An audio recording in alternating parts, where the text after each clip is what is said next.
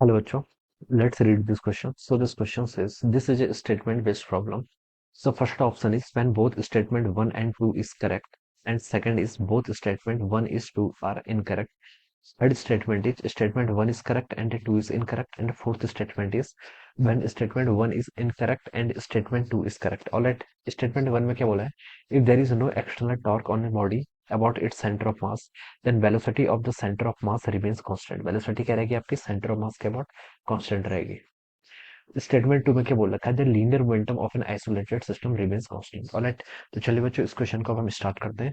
So we can write down the key concept of this question. इस question का key concept हम क्या लिख सकते हैं? टॉर्क लिख सकते हैं. ठीक है, टॉर्क करके हम यहाँ पर क्या कर सकते हैं? डिफाइन कर सकते हैं. सो torque will be the key concept of this question. Torque देखिए कैसे डिफाइन किया जाता है. टॉर्क होता है देखिए आपका, टॉर्क हम डिफाइन करते हैं rate of change of angular momentum. ठीक है, rate of change of angular momentum क्या करता है आपके यहाँ पर? टॉर्क क्या करता है? डिफाइन करता है. अगर देखिए अगर आपके सिस्टम पर नेट एक्सटर्नल टॉर्क किसके इक्वल है? जीरो के इक्वल है.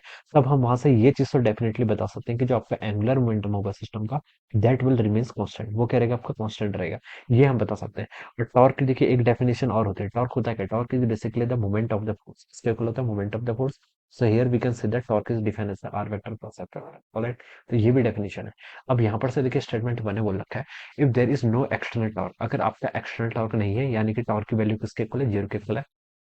एक्सटर्नल टॉर्क की about on a body about its center of mass, then the velocity of the center of mass remains constant. velocity of center of mass क्या रहेगी? constant रहेगी. देखिए बच्चों, velocity of center of mass, velocity of center of mass देखिए आपकी constant है.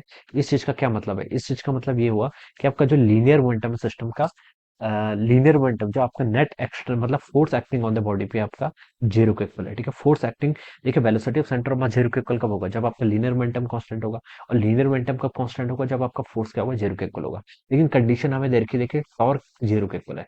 Torque zero के equal देखिए कब हो सकता है? टॉर्क होता है आपका R vector cross F vector, और हम इसको ऐसे डिफाइन करते हैं R times F sine theta. ठीक है, अगर देखिए बच्चों, अगर टॉर्क देखिए अगर आपका एफ वेक्टर भी नॉन जीरो है, आर वेक्टर भी नॉन जीरो है, but the angle between the position vector and R vector and F vector के बीच का अगर एंगल आपका क्या हो जाता है? जीरो डिग्री हो जाता है या फिर पाई डिग्री हो जाता है. ऑलराइट, पैरेलल या फिर एंटी पैरेलल हो जाते हैं फोर्स एंड और ये आपका आर वेक्टर. तो उस कंडीशन में भी हम बता सकते हैं आपका टॉर्क क्या होगा? जीरो के इक्वल होगा. ठीक है, देखिए आर आपका क्या है? नॉन जीरो के इक्वल है.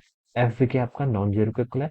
But torque and force these are, हम बता सकते हैं कि R vector and F vector these are parallel और anti parallel. In this situation also torque can become also zero. टॉर्क किसके इक्वल हो सकता है? जीरो के इक्वल हो सकता है. तो वही हम कंडीशन यहाँ पर बता सकते हैं. तो यहाँ पर देखिए आपका फोर्स क्या है? नॉट इक्वल टू जीरो है. तो हम बता सकते हैं यहाँ पर आपकी वेलोसिटी क्या होगी? कांस्टेंट नहीं होगी. तो हम ये सिचुएशन बोल सकते हैं. So this statement is not in general term. ये स्टेटमेंट आपका क्या है? इन जनरल टर्म नहीं है. इसका एक्सेप्शन कब है? जब आर एंड एफ के बीच में क्या होगा? आपका जीरो डिग्री या फिर 180 डिग्री होगा. इस सिचुएशन में भी आपका टॉर्क क्या होगा? जीरो होगा. But force is not equal to zero. Force क्या? नेट एक्सटर्नल फोर्स जो एक्ट कर रहा है वो आपका जीरो के इक्वल नहीं है. और जीरो के इक्वल नहीं है तो हम बता सकते हैं velocity of centre of mass करेगी आपकी कंजर्व नहीं रहेगी. तो स्टेटमेंट वन क्या हो जाएगा? आपका इनकरेक्ट हो जाएगा. अब स्टेटमेंट टू पर मूव करते हैं. टू पर बोल रखा है the linear momentum of an isolated system. Isolated system का मतलब क्या होता है? आपका नेट एक्सटर्नल फोर्स क्या है? जीरो के इक्वल है. नेट एक्सटर्नल फोर्स आपका जीरो के इक्वल है. अगर आपका नेट एक्सटर्नल फोर्स जीरो के इक्वल होगा तो हम बता सकते हैं जो आपका मोमेंटम होगा, मोमेंटम क्या रहेगा? This will be the conserve. Momentum क्या रहेगा? आपका कांस्टेंट रहेगा. यहाँ पर बोला गया देखिए the linear momentum on isolated system remains constant. Isolated system से आपको ये हिंट मिली कि नेट एक्सटर्नल फोर्स जीरो के इक्वल है. और यहाँ से आपका लीनियर मोमेंटम क्या रहेगा? कांस्टेंट रहेगा, कंजर्व रहेगा. तो ये स्टेटमेंट क्या आपका बिल्कुल करेक्ट है. So from here we can say that statement one is incorrect but statement two is correct. तो कौन सा स्टेटमेंट होना चाहिए? स्टेटमेंट वन तो आपका इनकरेक्ट है बट टू करेक्ट है. तो यहाँ से आपका फोर्थ वाला क्या होना चाहिए? करेक्ट होना चाहिए. So we can see that option 4 will be the right answer of this question. Alright. So I hope you all understood this concept. All the best and thank you very much.